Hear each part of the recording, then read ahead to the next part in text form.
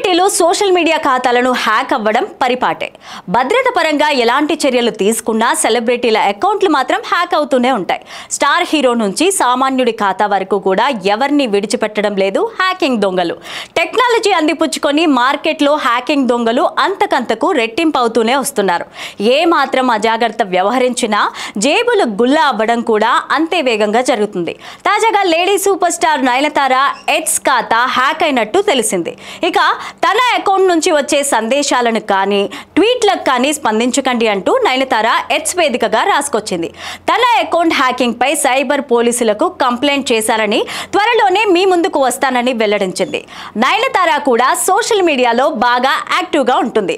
తన నుంచి ఎలాంటి అప్డేట్స్ ఇవ్వాలి అన్నా ఎక్స్ ఇన్స్టాగ్రామ్ వేదికగా వినిపిస్తూ వస్తోంది.